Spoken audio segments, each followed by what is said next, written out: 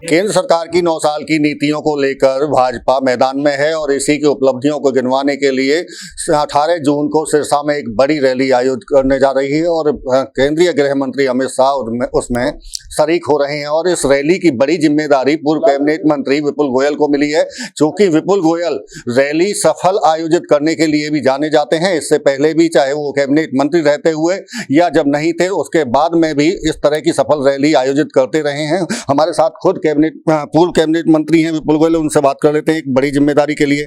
पहले तो आपको मंत्री जी बहुत बहुत बधाई। किस तरह से देखते हैं सिरसा की जो 18 जून को रैली होने जा रही है?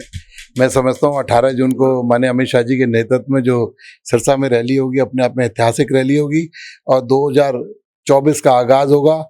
माननीय प्रधानमंत्री नरेंद्र मोदी जी के 9 साल के कार्यकाल की उपलब्धियां तो वहाँ पर बताई जाएंगी और लोगों को, जो लाभान्वित लोग हैं उन लोगों को वहाँ पर बुलाया भी जाएगा। लेकिन इसके साथ साथ मैं समझता हूँ आने वाले 2024 में जो चुनाव होने जा रहा है उसका एक आगाज भी है और उसकी एक शुरुआत हरियाणा से माननीय अमित शाह जी उस दिन करेंगे।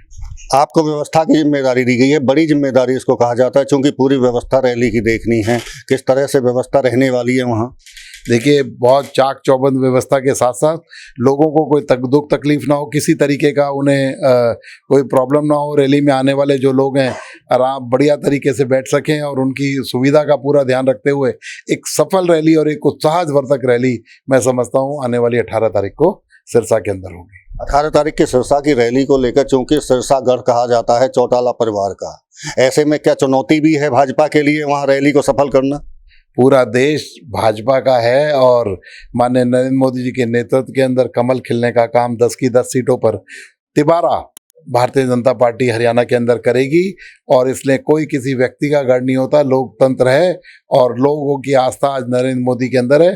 पहले भी हमारी 10 की 10 लोकसभाएं हरियाणा के अंदर भारतीय जनता पार्टी की हैं और अगली बार भी भारतीय जनता पार्टी की सरकार के साथ साथ पूरी लोकसभाएं भी भारतीय जनता पार्टी की। बिल्कुल जी, सवाल इसलिए भी है क्योंकि अब जिस तरह से गठबंधन को लेकर तमाम तरह के बयान सामने आ रहे हैं, निर्दलियों से मुलाकात हो रही है, उधर उनकी तरफ दुष्यंत चौटाला की तरफ से भी बात सामने आई है, उधर विप्लव देव जी ने भी एहसान की बात कही है कि कोई एहसान नहीं किया। तो ऐसे में चुनौती और नहीं लगता कि बढ़ जाएगी?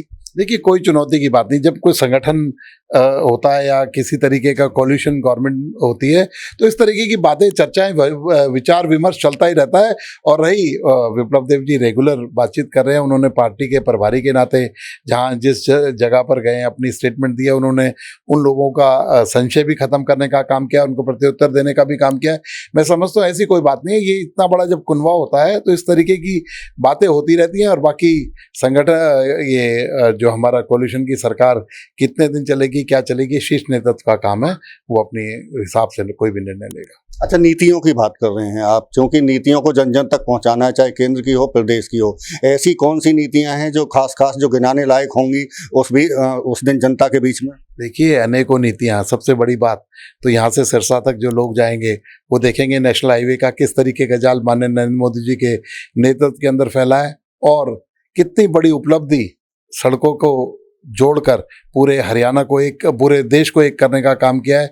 इसके अलावा चाहे रेलवे की बात हो, चाहे हवाई यातायात की बात हो, चाहे हमारी जनधन योजना की बात हो, चाहे हमारे गैस कनेक्शन की बात हो, चाहे नौकरियों के अंदर पारदर्शिता की बात हो, ट्रांसफ़र पॉलिसी लाने की बात हो, अनेकों तरीके की देश और प्रदेश सरकार की योजनाएं हैं जिन्हें वहाँ पर मैं समझता हूँ एक रैली या 1 घंटे के अंदर तो इन सब का बखान भी नहीं किया जा सकता जितने काम किए हैं।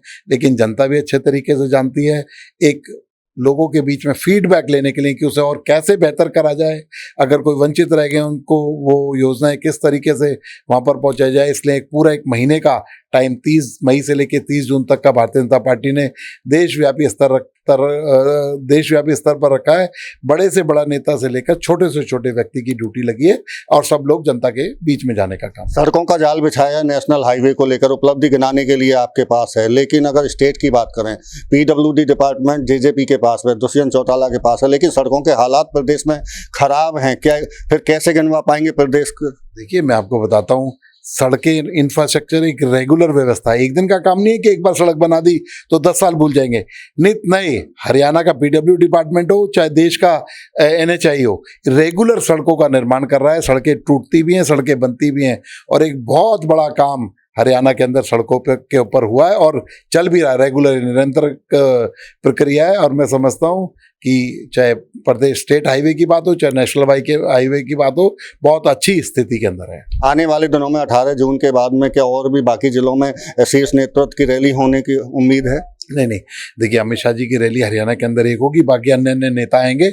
हर डिस्ट्रिक्ट के अंदर 10 लोकसभा 2-3 डिस्ट्रिक्ट्स मिलाकर ये रैली होने जा रही है। 10 रैलियां जो डिस्ट्रिक्ट पर लोकसभा वाइज यहाँ पर होंगी और अन्य प्रदेश के देश के अन्य नेता यहाँ पर आएंगे। बिल्कुल, ये थे हमारे साथ में पूर्व कैबिनेट मंत्री विपुल गोयल, जिनका साफ तौर से कहना है कि प्रदेश और देश की जो नीतियां जन जन तक पहुंचाने का काम रैली के माध्यम से किया जाएगा और एक अपार संख्या वहां पहुंचेगी रैली में सिरसा की 18 जून को होने वाली, और उसकी व्यवस्था वो खुद देख रहे हैं। फरीदाबाद से देवेंद्र कौशिक, इंडिया न्यूज।